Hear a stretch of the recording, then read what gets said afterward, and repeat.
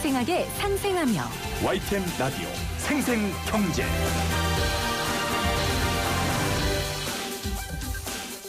안녕하세요. YTN 라디오 생생경제 김혜민입니다. 요즘 중고시장 이용하시는 분들 많으시죠? 저도 애용합니다. 특히 코로나 시대에는 거주지 중심의 거래가 이루어지는 당근마켓 이용이 활발해졌는데요. 물품 거래하면서 욕을 하거나 성희롱을 하는 사람들이 있다네요. 당근마켓은 앞으로 이런 사람들을 더 쉽고 철저하게 신고할 수 있게 한다고 밝혔습니다. 중고 물건이 꼭 필요한 사람에게 가면 값진 물건이 되는 건데 세상에는 참 쓸모없는 물건 같은 인간들이 있습니다. 내일 조두순이 출두한다죠? 사적 보복은 절대 안 되지만요.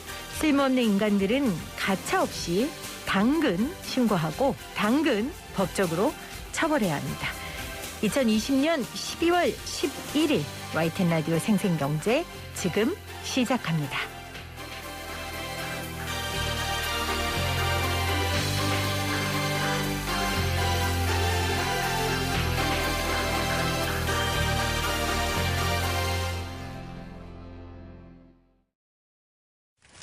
너 만나고부터 제대로 된 일이 하나도 없어.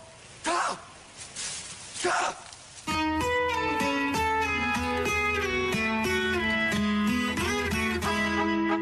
X세대와 Y세대를 넘어 이제는 Z세대가 주축을 이루고 있습니다. 기존의 기성세대와의 큰 차이를 보이는 Z세대는 어떤 특징을 갖고 있을까요? 1980년대 이후에 태어난 밀레니얼 세대, 특히 95년 이후 출생자들을 Z세대라고 하죠. 요즘 2030 세대를 이렇게 부르는데요. 소소하지만 확실한 행복을 누리려는 밀레니얼 세대가 소비 시장에서 새롭게 주목받고 있습니다.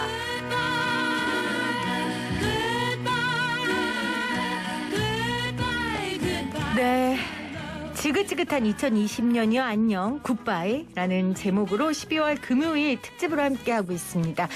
오늘은 코로나 이후 달라진 트렌드 문화에 대한 이야기 나누려고 해요. 김원식 문화평론가 나오셨고요. 어서 오세요, 평론가님. 네, 안녕하십니까. 얼굴 잃어버리겠습니다. 그러게요. 지금도 얼굴이 안 보인다. 오늘 우리 셋 다 마스크를 안 그래도 2.5단계, 잃어버리겠네. 2.5단계이기 때문에 마크로메 윤덕한 이사 나오셨어요. 어서 오세요. 네, 반갑습니다. 반갑습니다. 자, 지긋지긋한 2020년이라고 제가 표현했어요. 근데 트렌드 문화 연구하는 두 분에게 2020년은 뭐라 그럴까요? 좀 연구거리가 많은 해였을 것 같기도 한데 평론가님 어떠세요? 사실은 저는 좀, 통쾌한 것도 있었는데. 통쾌한 게 있었어요? 이사님이 좀 불편하실 수 있는데. 네.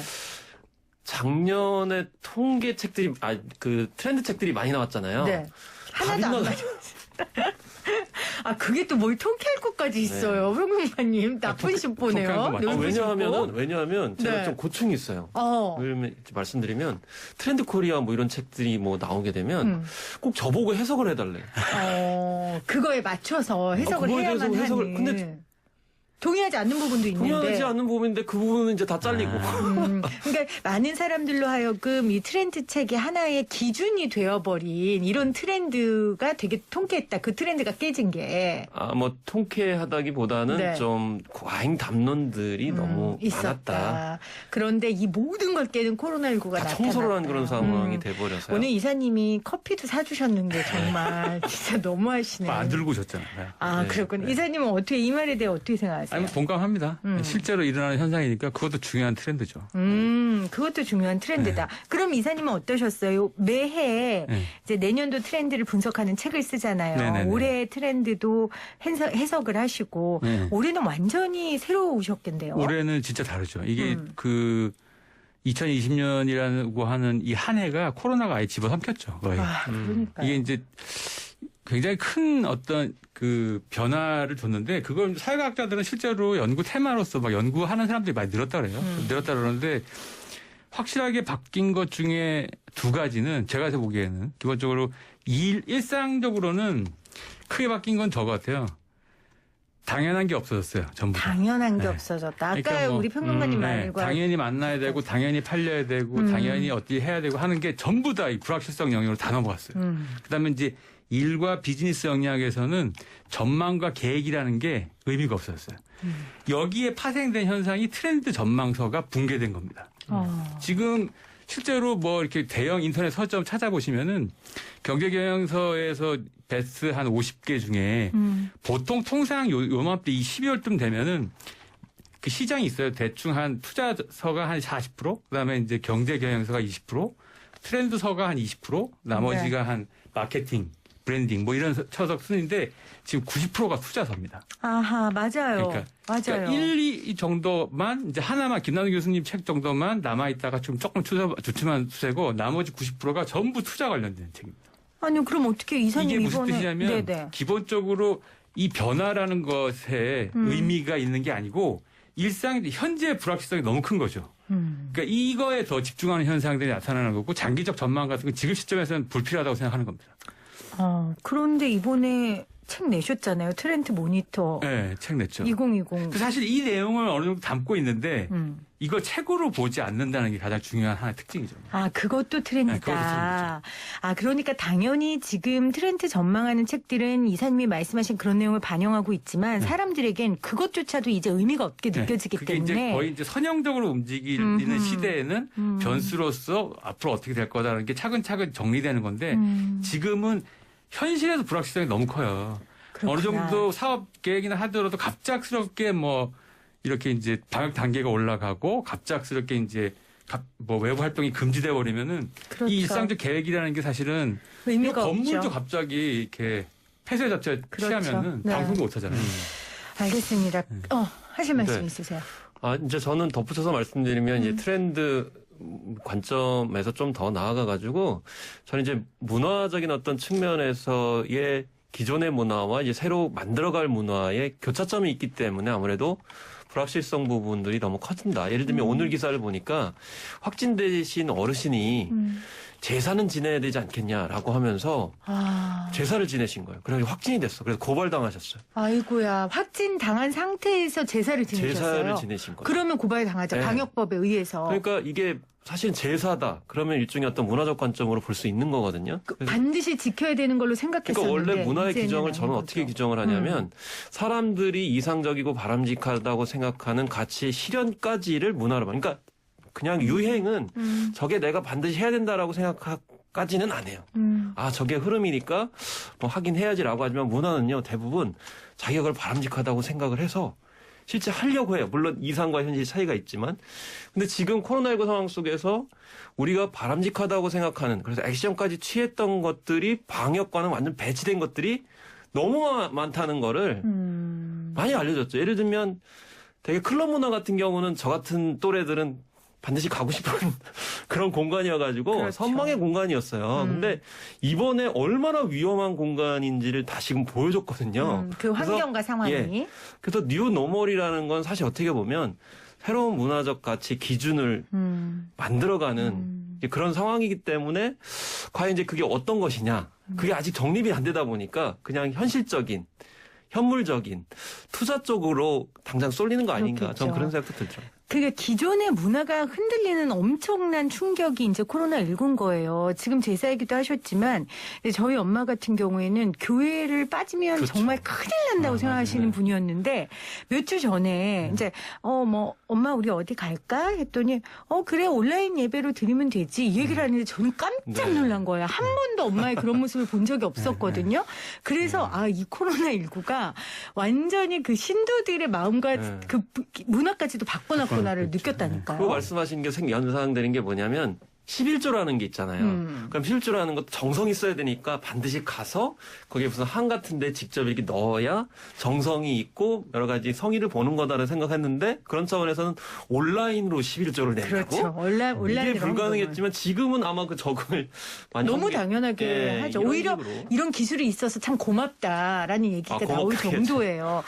자, 알겠습니다. 우리 오늘 이 코로나19가 변하게 한 문화에 대한 이야기 할 텐데, 책을 선물로 갖고 오셨어요. 네. 지금 책 선물로 갖고 오시고는 그 얘기를 하셔가지고. 책은 유익합니다. 네. 책은 유익합니다.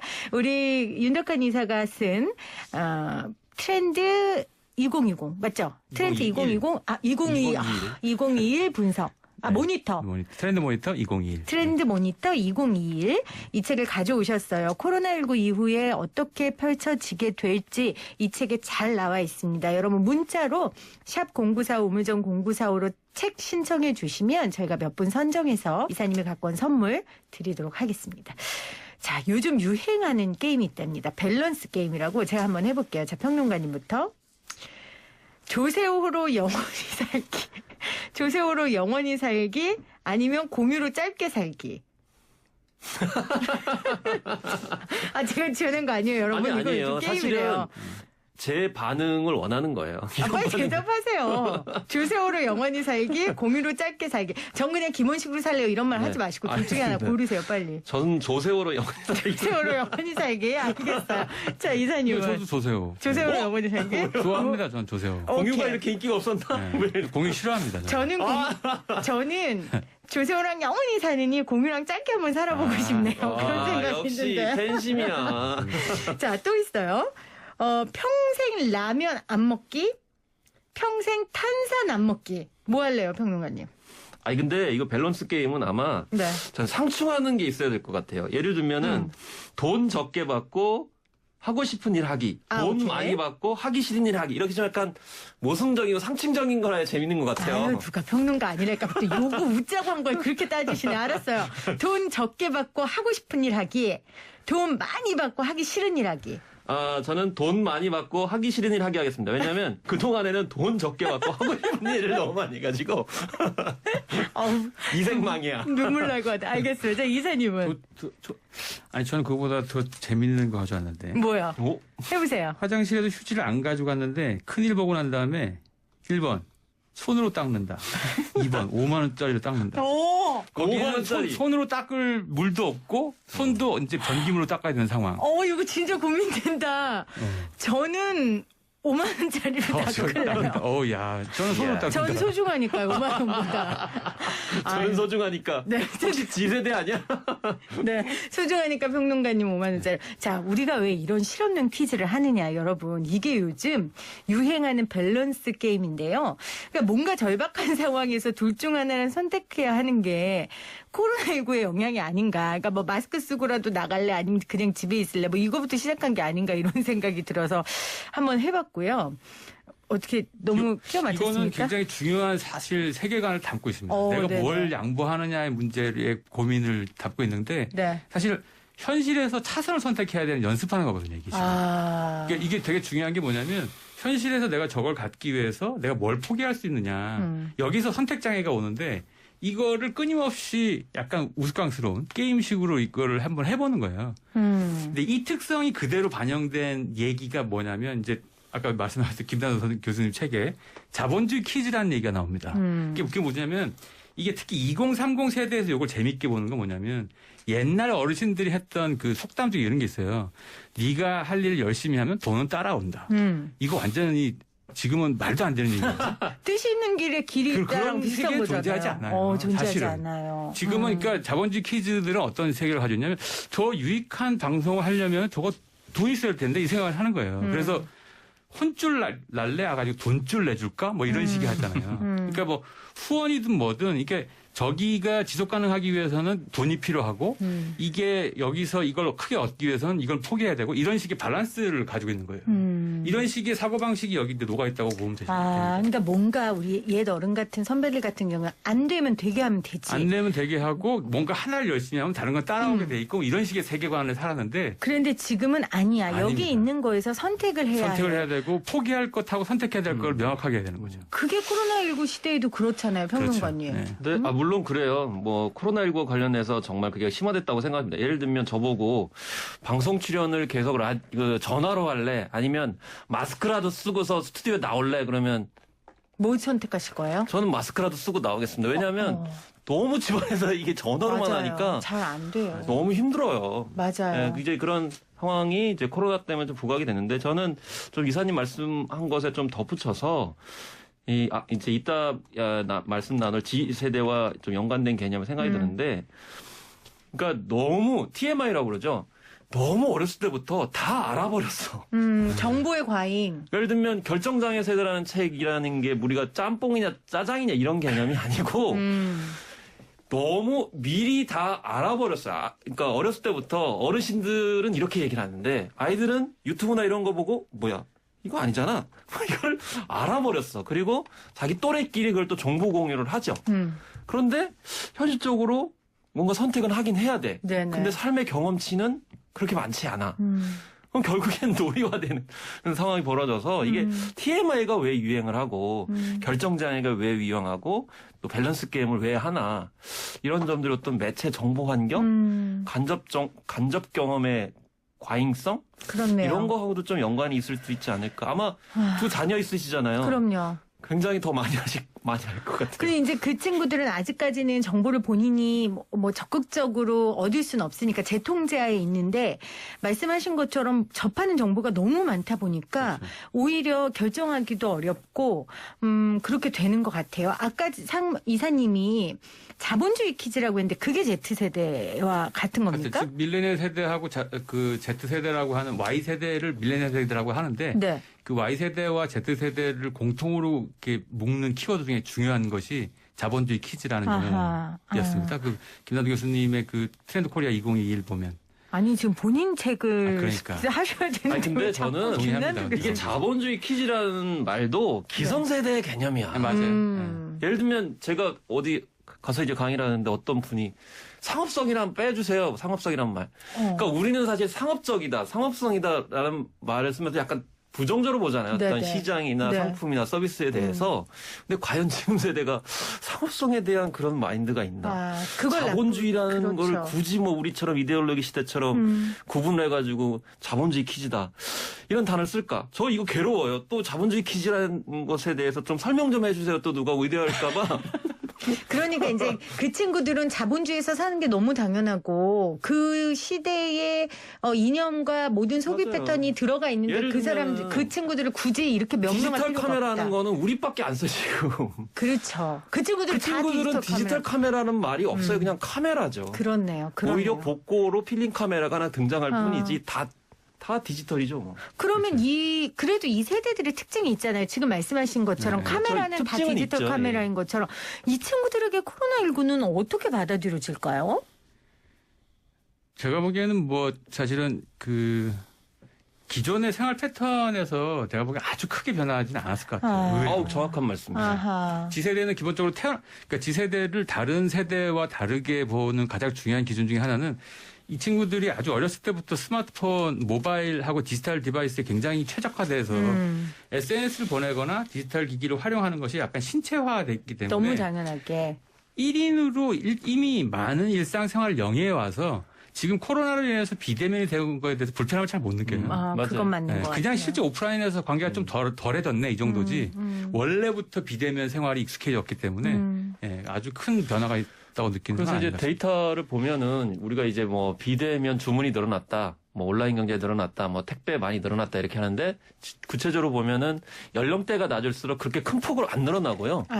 오히려 이제 중장년층 그동안 잘 안 쓰셨던 안 하던 분들이 사람들이. 새롭게 이제 신세계를 맞닥뜨리게 되면서 그리고 근데 신세계를 맞닥뜨렸다는 거는 자기가 자발적이라기보다는 처음엔 뭐 그렇게까지 해야 돼라고 하다가 결국에는 할 수밖에 없는 상황이 되니까 그쪽에서 사실 큰 폭으로 굉장히 늘어나는 그런 상황이 돼서 이런 차이도 아까 말씀하신 것처럼 이미 뭐 Z건 G건 간의 세대들은 신체 기계화된 스마트폰 문화, 모바일 네. 문화에 이제 익숙해져 있다는 거죠. 왜냐하면 날 때부터 있었으니까요, 핸드폰이. 그러니까 저희 첫째 애가 이번에 초등학교 1학년인데 그 친구는 학교가 이런 데인 줄 알아요.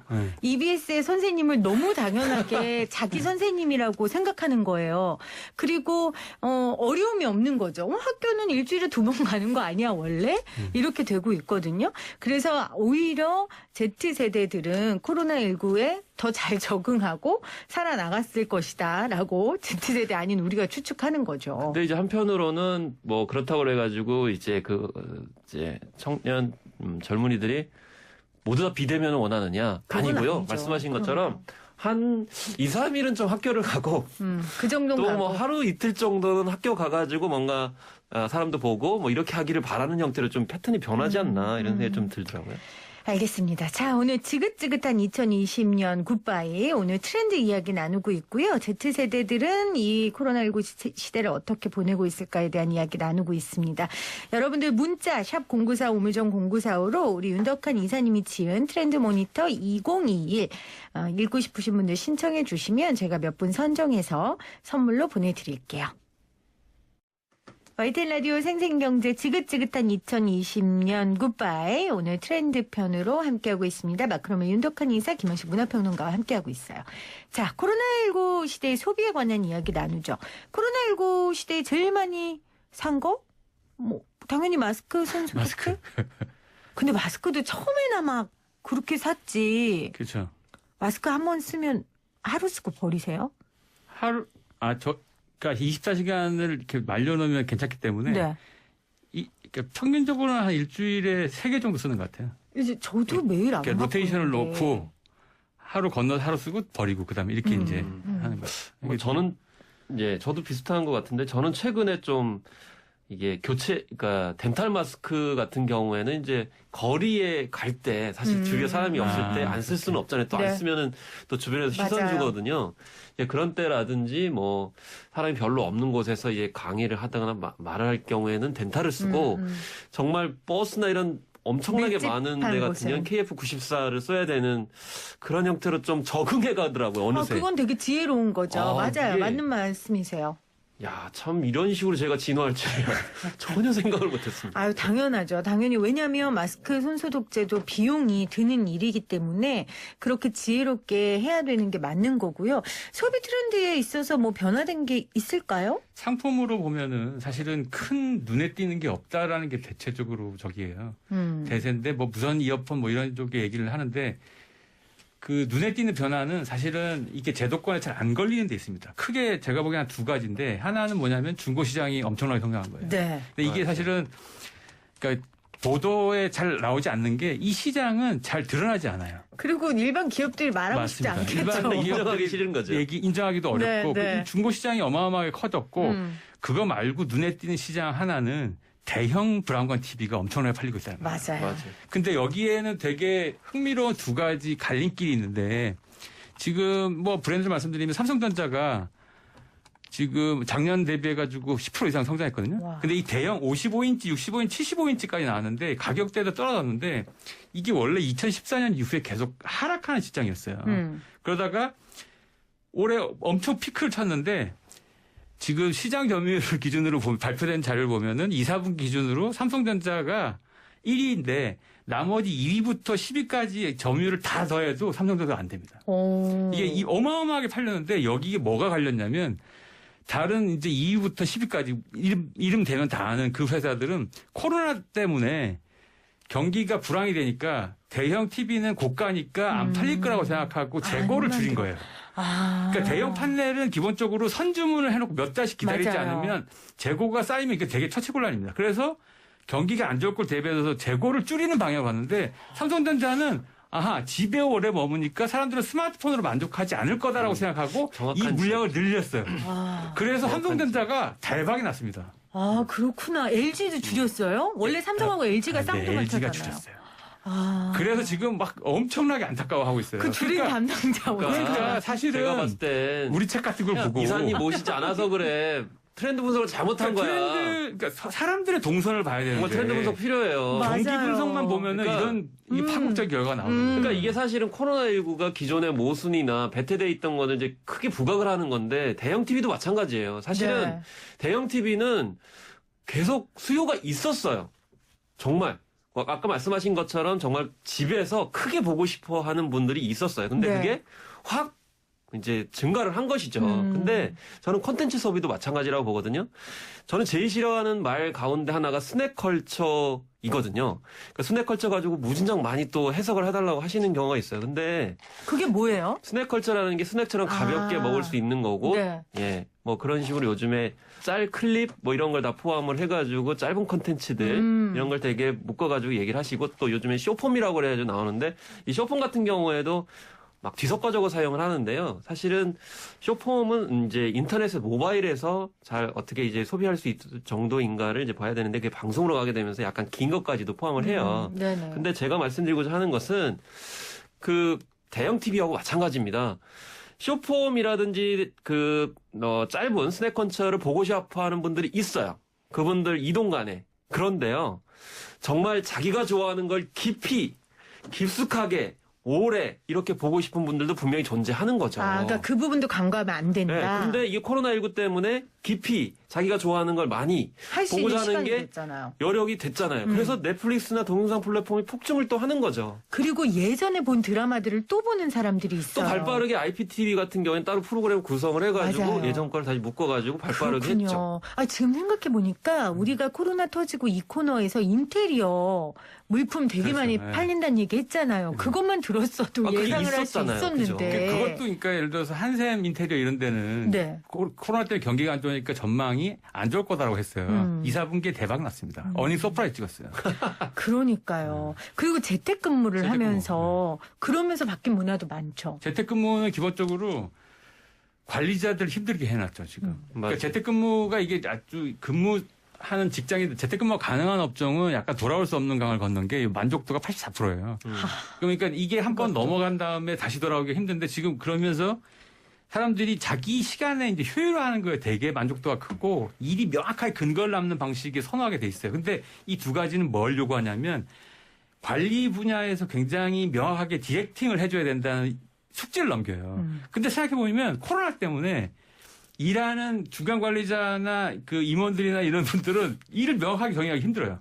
미팅에서 맞아요. 뭔가 결정이 돼야 되는데 계속 캔슬이 되고 그러면 이거 어떻게 일을 못 줍니까? 그러니까 일을 못 받으면 책임이 이제 관리자한테 가는 거잖아요. 그러니까 이 스트레스가 일상적인 스트레스가 있어요. 관리자분들은. 네.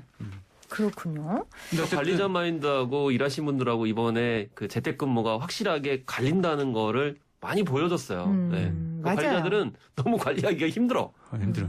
근데 이제 관리라는 개념도 바뀌는 관리 거죠. 바꾸죠. 그 관리라는 개념이 너 9 to 6로 앉아 있어. 내가 네. 지켜볼 거야. 이게 아니고 성과로 가지고 와. 일에 근거를 남기는 방식이 굉장히 선호되는데 성과를 남기지 않으면 이게 일을 노는 게 아니라 이게 재택근무자도 그렇게 느끼고 이 재택근무가 아닌 사람들도 그렇게 느끼기 때문에 사실 네. 스트레스는 되게 비슷합니다. 그래서 일에 근거를 남기고 성과를 남기는 방식의 일은 굉장히 명확해질 텐데 이러면 사실은 스트레스는 그대로 남는 거죠. 뭐. 알겠습니다.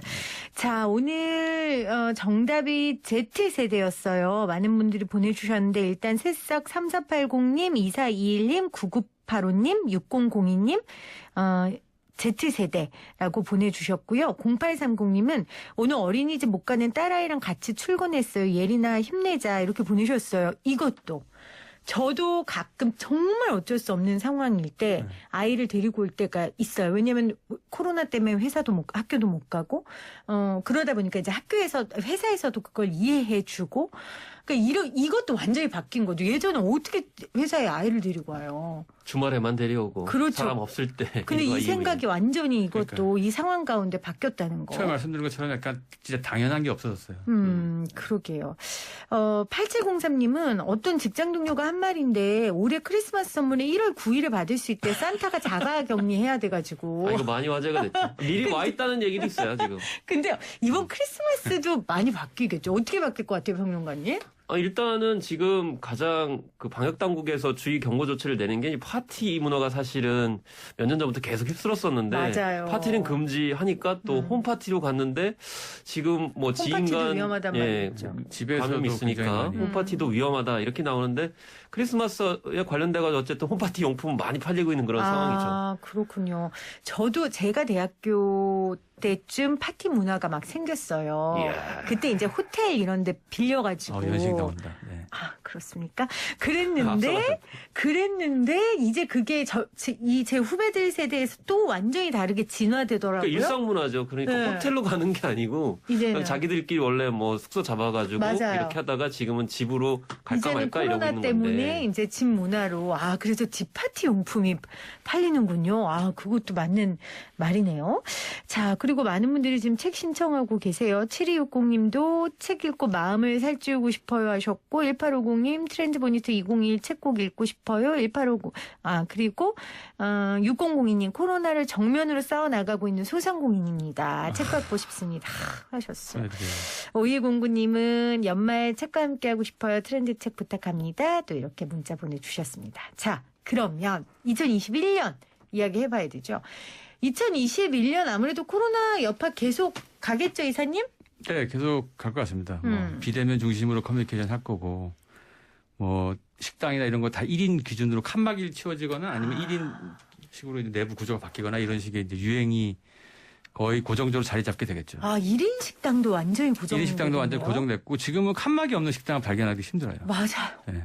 맞아요. 예전에 우리가 그 얘기할 때 막 말도 안 돼 이랬는데 맞아요. 너무 식당에 비인간적 아니야? 뭐 이런 건데. 근데 지금은 안 하면 아니, 안 하면 비인간적이죠. 불안합니다. 그러니까 기존에는 사실 1인석이라고 하면 이제 일본식으로 네. 1인을 위해서 칸막이를 뭐 약간 불투명하게 뭐 나무판자 같은 거를 이렇게 했었는데 네. 지금은 아마 이런 투명 막을 통해 가지고 약간 디자인스럽게 뭐 약간 관점이 바뀐 거죠. 방역 관점으로 칸막이라고 1인의 어떤 그 건강과 보건을 위해서 식당 구조 자체가 리모델링하는 형태로 가겠고, 근데 어쩔 수 없이 이제 그런 좁은 식당 같은 경우에는 약간 문화 지체적인 대상이 될 가능성이 많아지는 것 같아요. 근데 생각해 보시면 인사동이나 이런 데 사람이 뽁짝뽁짝 들어가는 데를 아날로그적이고 정적이고 사람 사는 맛이고 이렇게 문학적으로 표현하고 저도 그렇게 했었는데 이제는 그렇게 묘사하는 것이 문학적으로 불가능해진 건가요? 아니에요. 돌아올 거예요. 그러지 마세요. 돌아올 거예요. 다시 복잡복잡한 거리 갈 수 있고 인사당 거리 걸을 수 있어요. 제발 그렇다고 말해주세요, 이사님. 당분간 불가능합니다. 그럼 어떻게 해요? 그러면 이제 새로운 그 거리 문화도 이제 새롭게 생길까요? 그래서 사실은 그 약간 뭐랄까 이 텍스트 중심의 문자나 그 비대면 소통이 일상화돼가지고 대면 소통이나 이제 감정 커뮤니케이션이 훨씬 더 중요해진다 이런 얘기가 많이 있어요. 그래서 그 관련된 온라인 어플리케이션이나 이런 건 있는데 제가 여기서 조금 냉정하게 말씀드리면 뭐 이렇게 이걸 딥텍트라고 해서 깊은 관계의 커뮤니케이션을 온라인으로 한다. 이 두 개의 개념이 사실 붙지 않는 겁니다. 온라인이나 비대면으로 딥텍트라는 건 사실 불가능합니다. 원천적으로. 기본적으로 인간의 소통의 한 70% 이상이 비대면 소통이고, 그러니까 언어나 비언어적으로 되는 거예요. 그러니까 뭐 사실은 문자보다는 음성 통화가 낫고 음성 통화보다는 이렇게 영상 통화가 나은 부분이 있지만 기본적으로 사람들의 감정을 움직이는 거는 말이 아니라 그 사람의 어떤 행동과 비언어적인 그 제스처를 보고 느끼는 거거든요. 그러니까 예를 들면은 그런 거예요. 그 정혜수 선생님 썼던 그 당신이 좋다라는 책의 앞에 보면은 그런 얘기 나와요. 그 세월호 유가족들이 가지고 있던, 전에도 와서 잠깐 말씀드렸지만 세월호 유가족이 가지고 있던 그 트라우마 있잖아요. 처음에 트라우마를 치유 과정으로 가고 있는 가장 중요한 단계가 뭐냐면 처음에 심리치료사나 전문가들이 다 했는데 그게 영향이 좋았던 게 아니고 거기서 그 몇 시간을 내려가서 했던 자원봉사자들의 청소하는 뒷모습, 이불 덮어주고 가는 모습, 이렇게 뭐 식사는 하셨어요라고 말 건네는 모습, 이 모습을 보고 이분들이 다 위안을 얻었거든요. 아하. 되게 결정적인 얘기가 거기 있습니다. 사실은 사람들한테 위로를 주는 아주 그 커뮤니케이션, 굉장히 깊은 그 커뮤니케이션은 비언어적으로 이해를 줘야 되는데 이게 당분간 불가능해 됐어요. 그러면 이게 어떻게 될 거냐? 사람들이 굉장히 진정성이나 진짜에 대한 결핍이 상당 시간 남아있을 가능성이 있어요. 오히려 더 결핍이. 그래서 지금 트렌드가 뭐냐면 진짜냐 아니냐를 찾는 거예요.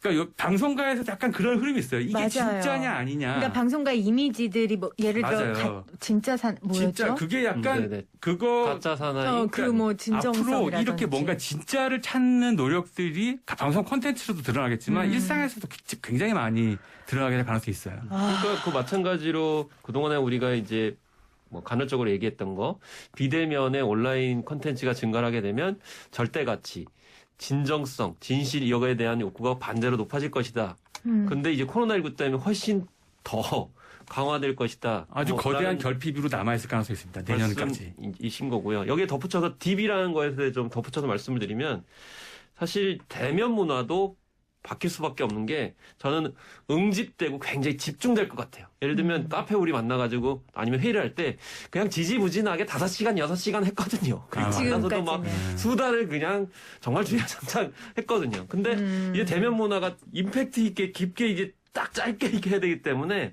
아마 그런 쓸데없는 비효율성은 좀 제거돼야 되지 않나.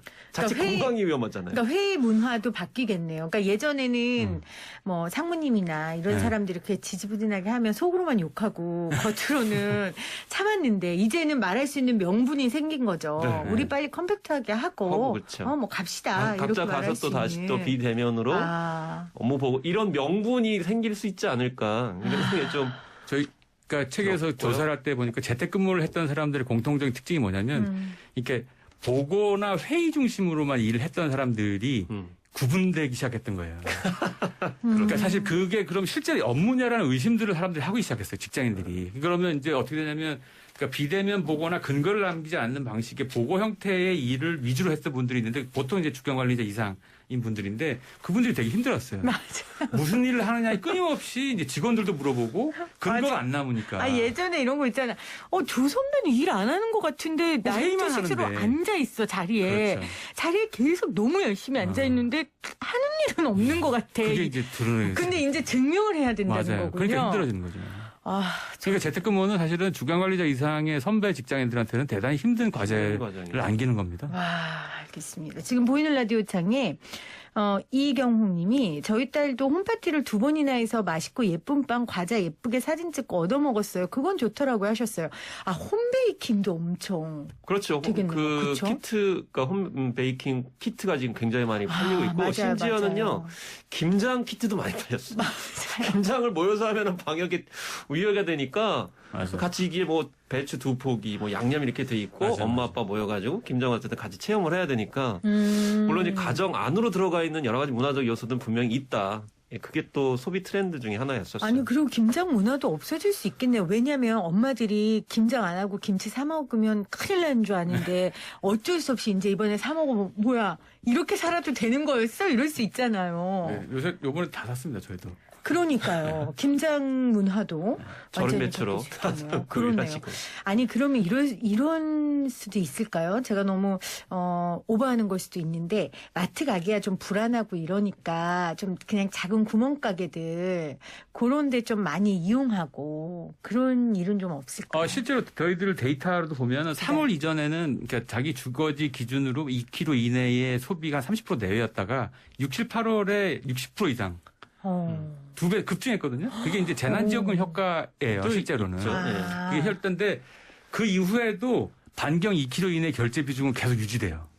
한 번 가고 나면 그래서 사실은 지금 그다음에 뭐 여행이나 이런 것들 보면 호캉스, 홈캉스, 마캉스, 몰캉스 막 이렇게 근처에만 돌아다니는 문화가 있기 때문에 동네를 이전과는 좀 다르게 그 정주 여건도 한번 둘러보고, 그러니까 이걸 좀 재발견할 가능성이 좀 있습니다. 동네를. 그러니까 동네라는 게 약간 이제 감염병 관점에서 봤을 때는 이제 정보 이론적으로는 불확실성이 약간 제거될 수 있는 공간이죠. 왜냐하면 그렇죠. 내가 잘 알고 잘 알고 있는 그다음에 공간. 딱 가까운 거리이기 때문에 가서 보는 거죠. 근데 대형마트는 뭐 진짜 요즘에 차량이 굉장히 증가했다고 그러잖아요. 버스에는 사람이 많이 없었어요. 맞아요. 그럼 막혀가지고 갔는데 사람이 많아. 제가 역설적인 불안하죠. 현상이 저 외곽에 있는 무슨 창고형 카페? 거기가 뭐 이렇게 뭐 개인 사람 카페이고 어마어마합니다. 그래가지고 뭐 사람이 없을 것 같아서 넓으니까 갔더니 너무너무 많은 거예요. 근데 그런 것들이 사실 불확실성을 제소할 수 없는 거니까 아까 이사님 말씀하신 건 처음에는 그렇게 막 찾아다니다가 결국엔 내가 잘 아는 공간으로 와서 그 불확실성을 제거하고 내 판단에 의해서 자율적으로 이제 들어갈 건지 말 건지를 결정하는 게 좀 적응된 것 같고요.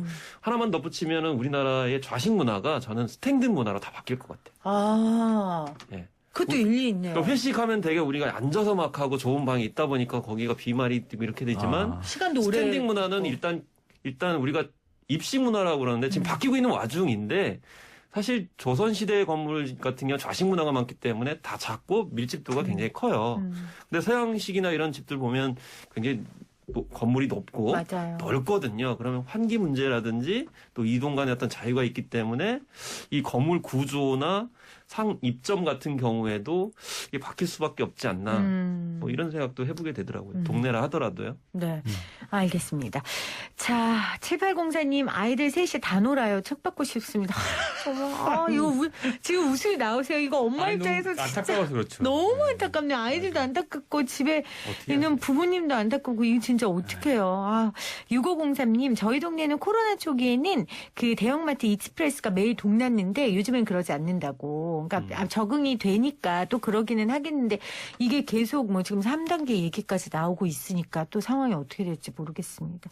저는 개인적으로 3단계는 그렇게 별 의견이 없는 것 같아요. 왜냐하면 지금은 사회적 거리두기라는 건 사실은 모르는 사람과의 감염을 주로 주안점에 두고 거리를 두는 건데 지금 너무 일상 깊이 나와가지고 그렇죠. 오히려 생활 가운데 지인들, 아는 사람을 통해서 감염이 되다 보니까 저는 그냥 문화적 거리두기가 필요하다. 아까 이사님 말씀하신 것처럼 당연히 모여야 되는 것에 대해서 한 번쯤 생각해보는 연말연시가 돼야 되지 않나.